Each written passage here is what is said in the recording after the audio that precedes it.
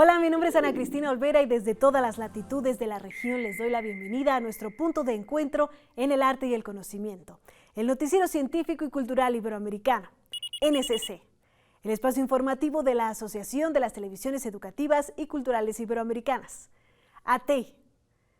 ¿Dónde encontraron a la salamandra gigante china? ¿Qué está afectando al Canal de Panamá? ¿Y qué exhibe ahora el Museo de Charles Dickens? Acompáñenme en este recorrido de 30 minutos a descubrir lo que se produce, se investiga y se crea cerca de ti. En 2024, los observadores del cielo disfrutarán una serie de maravillas celestes, como un eclipse total de sol y espectaculares lluvias de meteoros. Estos fenómenos los registran los astrofotógrafos, como el mexicano Emanuel Delgadillo, oriundo de Guadalajara, Jalisco, México.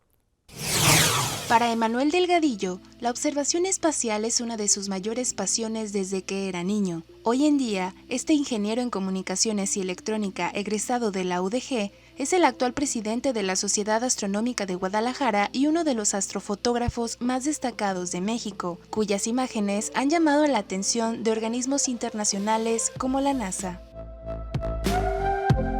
La astrofotografía principalmente son tres ramas. La astrofotografía de campo amplio o de paisaje nocturno, que son esas fotografías que vemos nosotros de la Vía Láctea o que de repente se ve un paisaje montañoso y de fondo las estrellas. Más adelante de eso tenemos la fotografía planetaria y esta ya engloba todos los objetos que tenemos en el sistema solar, como planetas, como la luna, las lunas de los planetas. Y por último tenemos la más difícil, que es la de espacio profundo, que es para todos los objetos que están más allá del sistema solar, es decir, galaxias, nebulosas, cúmulos globulares. Esta disciplina fotográfica requiere diferentes herramientas que van desde las cámaras convencionales hasta equipos especializados para contrarrestar aspectos como la rotación terrestre. Además, es importante evitar espacios con contaminación lumínica. Por eso Emanuel, que en redes es conocido como Astrónomono, creó junto a su esposa Jacqueline Montoya el Observatorio Astronómico de Oriente en la parte alta de su propia casa, situada en el municipio de El Salto. Mira, el observatorio ahorita cuenta con 2 equipos fijos, en la parte de afuera se pueden colocar otros 2. Estamos trabajando ya en la segunda etapa, que es construir otro observatorio con otros 2 equipos fijos que ya los tenemos completos, y la intención no es nada más nosotros tomar fotografía, también facilitarlo para que otras personas que estén interesadas en realizar esta actividad puedan hacerlo. Inclusive la calidad de los equipos que tenemos nosotros permite que se puedan realizar a lo mejor estudios, y esto puede facilitar también para algunos estudiantes que no tengan que depender tanto de los observatorios profesionales, porque es bien sabido que los observatorios profesionales hay una larga lista de espera. Además del observatorio, esta pareja de divulgadores tiene otros proyectos activos, como el Planetario Móvil Guadalajara, que de la mano del Instituto de Astronomía y Meteorología busca llevar el gusto por las ciencias espaciales a los más jóvenes. Siento que así como a mí fue algo que me marcó y que realmente me impulsó a la ciencia, siento que esa semillita se puede sembrar en otras personas y en otros niños. Para el Noticiero Científico y Cultural Iberoamericano, Miriam Jiménez. En el mundo se conocen más de 8,000 especies de anfibios. Y según una publicación de la revista Nature, más del 40% se encuentra en algún estado que pone en riesgo su permanencia en la Tierra.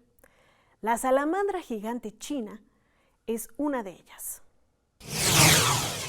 Japón halla ejemplares de la salamandra gigante china, el anfibio más grande del mundo y casi extinguido. Cerca de extinguirse de la naturaleza en acuarios y en zoológicos, investigadores de la Universidad de Kioto confirmaron el hallazgo de ejemplares de este anfibio, que puede llegar a medir 1,8 metros y pesar unos 50 kilos. Este animal habitaba en áreas del país, pero su número disminuyó considerablemente ante la captura excesiva para la venta o cría intensiva en granjas, ya que su carne está considerada un manjar en China y también se utiliza en la medicina tradicional. El hallazgo se produjo mientras un equipo de científicos analizaban mediante muestras de tejido la genética de 73 salamandras procedentes de campos, acuarios o zoológicos de Japón, que creían que descendían de salamandras chinas para estudiar su hibridación. En el marco de la investigación, el equipo de científicos encontraron 4 ejemplares de la especie original y creen que podría haber más ejemplares que no han sido identificados como tal en los centros de Japón. Estos investigadores pretenden trabajar en la preservación de la salamandra gigante china y poder llegar a practicar su reproducción o clonación mediante células de salamandra almacenadas.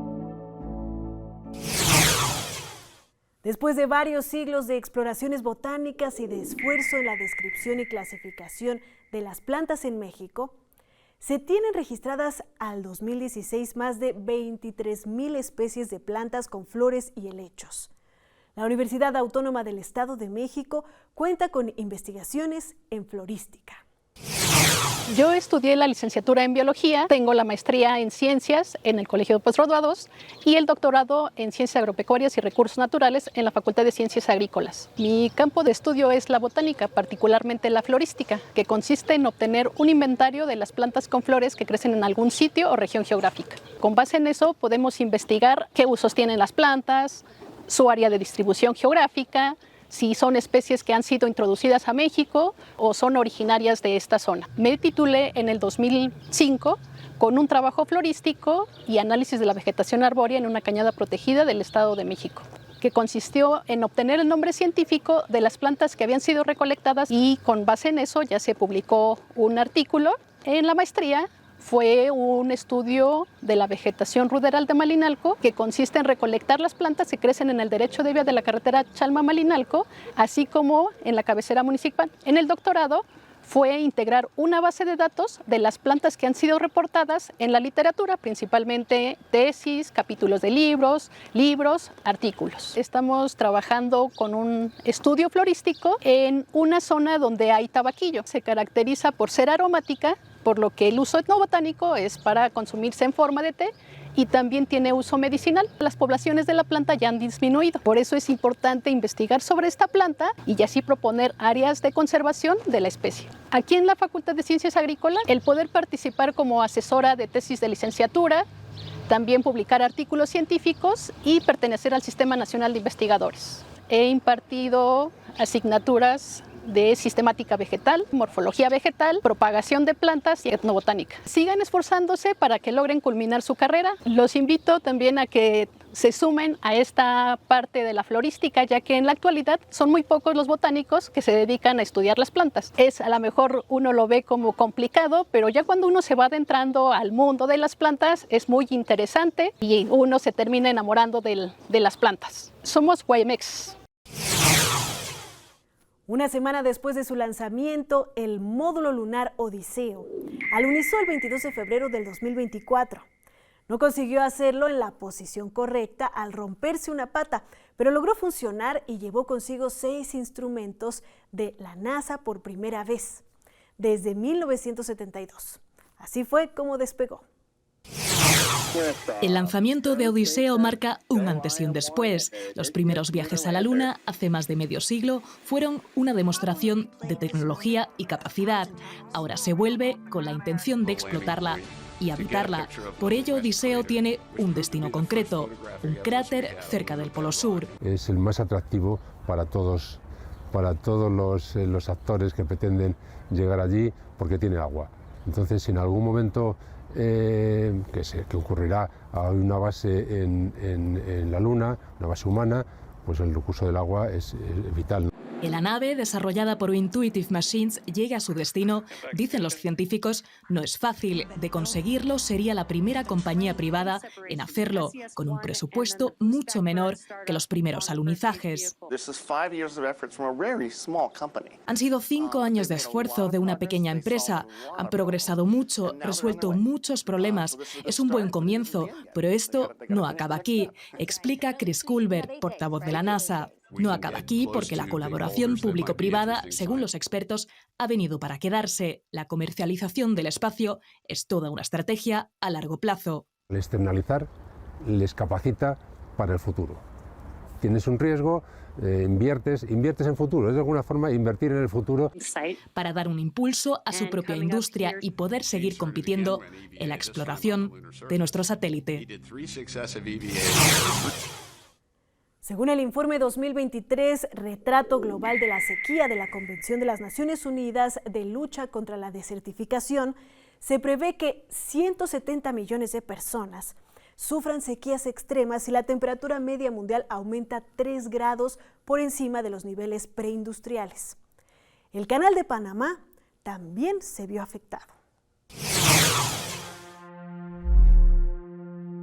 Con unos 80 kilómetros de longitud, el Canal de Panamá une los océanos Atlántico y Pacífico. Por allí pasa el 6% del comercio marítimo mundial, o 14.000 barcos al año. Sus operaciones están hoy perturbadas por la sequía, impulsada por el fenómeno de El Niño y el cambio climático. Durante su construcción en 1914, 2 enormes lagos artificiales fueron creados, inundando zonas montañosas situadas entre los 2 océanos. Se alimentan de un río y de las lluvias. Las esclusas están situadas en cada extremo. Utilizan agua dulce para subir y bajar los barcos, según el principio de vasos comunicantes. Vierten parte del agua al mar. Si el nivel en los lagos es bajo, a las esclusas les resulta más difícil elevar los barcos. Las nuevas esclusas, agregadas en 2016, fueron diseñadas para liberar menos agua dulce al océano. Tienen 3 niveles, cada uno con 3 tinas de recuperación. Durante el tránsito de un barco, el agua de los lagos desemboca en las tinas inferiores, donde se reutiliza el 60% del agua. A pesar de ello, cada paso de un barco sigue utilizando 200 millones de litros de agua dulce. Se prevé que el mercado mundial de la inteligencia artificial alcance un valor de más de $1 billón en 2030 y su crecimiento tenga el potencial de aportar más de $15 billones a la economía mundial. En la moda se está usando también esta tecnología. La era digital trae consigo una nueva forma de vestir. Comprar ropa en línea abrió camino a muchas maneras de poder venderla. Por ejemplo, existen diversas plataformas en las que a través de la inteligencia artificial puedes ver una prenda en diferentes tipos de cuerpo. Si una blusa o vestido va con tu tipo de cuerpo o no, sin necesidad de ir a una tienda. Asimismo, distintas empresas de cosméticos han optado por la opción de probadores virtuales para el maquillaje, que permite ver el resultado del producto sin interactuar con él de forma directa. Esto es posible haciendo una selfie en directo o bien a través de una fotografía y de la tecnología Modiface, que permite dar una idea clara de cómo lucen los productos como pintalabios, tonos de maquillaje, delineadores o coloración de cabello, entre otros. El metaverso se presenta como una oportunidad para las empresas de moda que buscan interactuar con sus clientes sin los límites materiales. Vestir de lujo y con prendas muy costosas en el metaverso ya puede ser una opción, aunque por supuesto que esto tiene un precio. Las marcas más prestigiosas se están disputando a los clientes en esta futura forma de vida. Pero, ¿comprarías ropa que no puedes ponerte en la vida real? Es una pregunta muy frecuente para los internautas. Si bien muchos están acostumbrados a conseguir pieles para sus avatares en los videojuegos, en el universo alterno, en la vida real hay otras cosas que considerar. La moda digital permite acceder a una gama de estilos y hasta de una manera lúdica y divertida de interactuar con ellos. Sin embargo, al mismo tiempo se limita cada vez más una interacción humana y la experiencia de ir a una tienda para ver los artículos en vivo. Esta digitalización ya forma parte de nuestro día a día y las nuevas generaciones están desarrollándose en ella y con un impacto cada vez mayor. El tesoro que llevaba el galeón San José no se conoce con seguridad, ya que lo declarado a la corona rondaba el $500,000 en oro, pero la tripulación portaba una cantidad muy superior oculta en diferentes partes del barco para evitar los impuestos reales. Ahora comenzarán a extraer ese cargamento. Un tesoro en las profundidades del Mar Caribe. El gobierno de Colombia anunció el viernes que en abril comenzará la extracción de objetos que forman parte del tesoro del galeón español San José, sumergido desde hace 3 siglos y hallado en 2015 frente a Cartagena.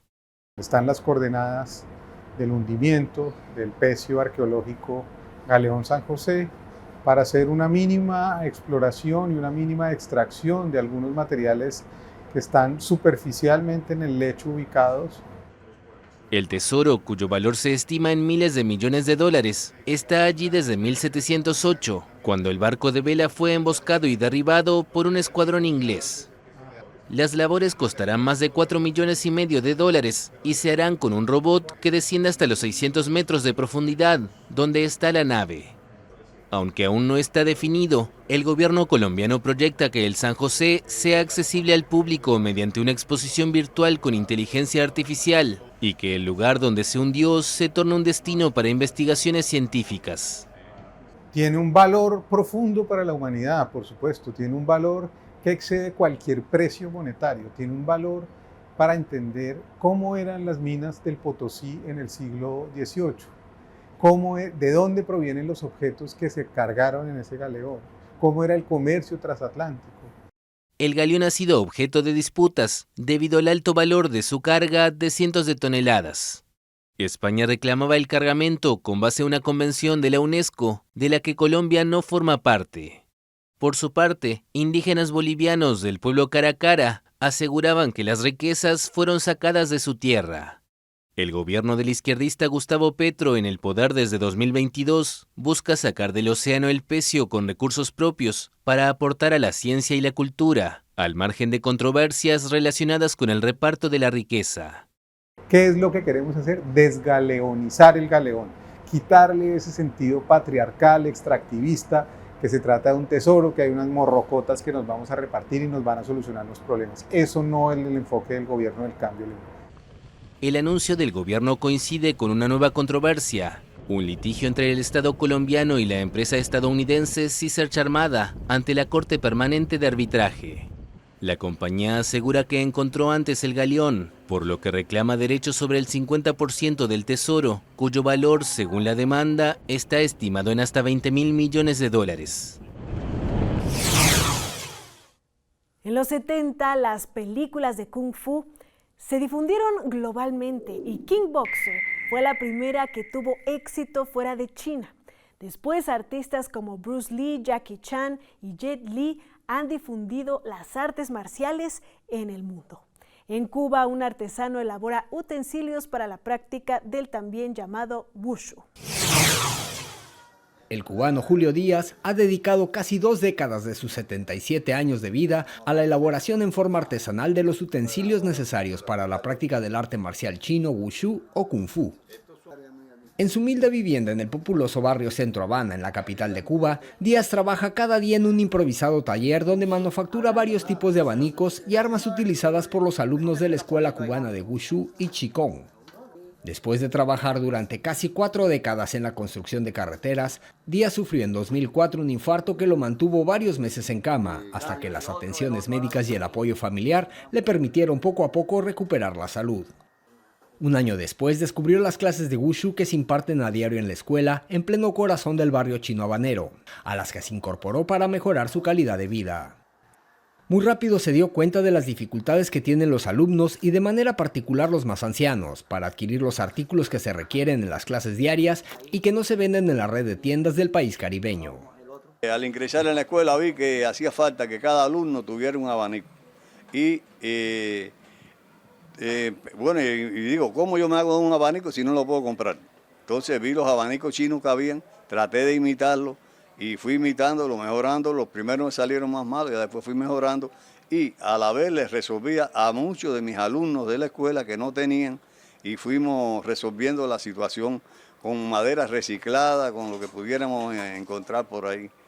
Desde ese momento y sin tener la más mínima noción de ese tipo de trabajo, Díaz se enfrascó en copiar los abanicos chinos y las armas originales que poseía la escuela, con el propósito de intentar reproducirlos en madera, actividad manual en la que ya ha adquirido una verdadera maestría. El entrevistado calcula haber elaborado más de 200 abanicos, pues hay días que elabora entre 3 y 4. Siempre con madera desechada por una carpintería cercana, material que además emplea en la manufactura de las armas. Utiliza también telas de sombrilla rotas y acetato para pegarlas a las varillas de formica o plywood. Los coloridos abanicos de Díaz, que él llama abanicos de Mulan, son muy demandados no solo para el uso en las clases, sino como elemento decorativo de algunas casas en la comunidad de descendientes chinos. Desde 2007, Díaz es el instructor de una veintena de personas mayores que practican wushu, a quienes ha suministrado sus propias manufacturas. Es increíble cómo un hombre con sus manos y con alguna dificultad de producto de su edad ha podido mantener viva la cultura del abanico, que sabe que a todo el mundo le gusta el abanico. Y los cubanos buscando a Julio por toda La Habana a ver cuántos abanicos le puede hacer, ¿no? Y esto él lo hace con material reciclable, con cosas que se encuentran. Y eso, gracias a él, tenemos la posibilidad de tener algunos abanicos. El maestro señaló que la labor de Díaz resulta muy importante por el lógico deterioro de los artículos originales utilizados en la práctica de la milenaria disciplina china y la imperiosa necesidad de renovarlos. Díaz sigue empeñado en su singular trabajo, en el que tiene la ayuda de su esposa Miriam Pérez, con quien lleva casado más de 50 años y a la que aún trata de convencer para que se inicie también en la práctica del wushu. Con información de la oficina en La Habana, Cuba, Noticias Xinhua. El Museo Charles Dickens en Londres es una casa victoriana típica de la clase media, con muebles, retratos y decoraciones que le pertenecieron. Recientemente se exhibió una colección de 120 cartas inéditas escritas por su cuñada que revelan nuevos detalles de su vida. Más de un centenar de cartas de Georgina Howard han salido a la luz esta semana en Londres, desvelando así detalles sobre la que fuera cuñada y estrecha confidente del escritor británico Charles Dickens. Con motivo del 112 aniversario del nacimiento del creador de Oliver Twist, el Museo de Charles Dickens presentó las 112 misivas inéditas de Howard, quien compartió hogar con el escritor inglés durante casi 3 décadas y se ocupó de su legado. En ellas, la que fuera amiga y confidente de Dickens se carteaba con el poeta y escritor inglés Charles Kent, editor de The Sun, a quien transmitía su sentimiento de pérdida tras la muerte del autor de Grandes Esperanzas. De acuerdo con la tataraneta de Dickens y biógrafa Lucinda Dickens, estas cartas no solo tienen relevancia por el vínculo entre Howard y el escritor, sino también porque permiten ir más allá del estereotipo de la mujer en la era victoriana. Porque muchas cartas y diarios de hombres se guardaron porque eran importantes y las mujeres eran vistas como poco importantes. Así que descubrir estas cartas de una mujer desconocida hasta ahora es realmente fascinante. Y es que en las cartas de Howard, en las que se cartea con Ken, desvela cómo era la mujer que se encargó del legado de Dickens y que compartió 28 años de su vida con el escritor. Georgina Howard se mudó a la casa familiar de los Dickens con 15 años, poco después de que el poeta contrajera matrimonio con su hermana, Catherine Howard. Tras el divorcio entre Catherine y Charles, Georgina continuó viviendo con el escritor, con quien se rumoreó que tuvo una relación romántica, pese a que expertas y la descendiente de Dickens no lo comparten. Gracias por habernos acompañado en este viaje informativo del Noticiero Científico y Cultural Iberoamericano, NSC. Este espacio de encuentro no sería posible sin la colaboración y plataformas de los socios de ATEI y las agencias informativas AFP, EFE, Xinhua y la Deutsche Welle. Si quieres saber más, podemos estar comunicados a través de la web en noticiasnsc.com y las redes sociales. Nos encuentras como @NSC Iberoamérica, en X, Facebook, Instagram y Dailymotion. Yo soy Ana Cristina Olvera y les espero en una próxima emisión.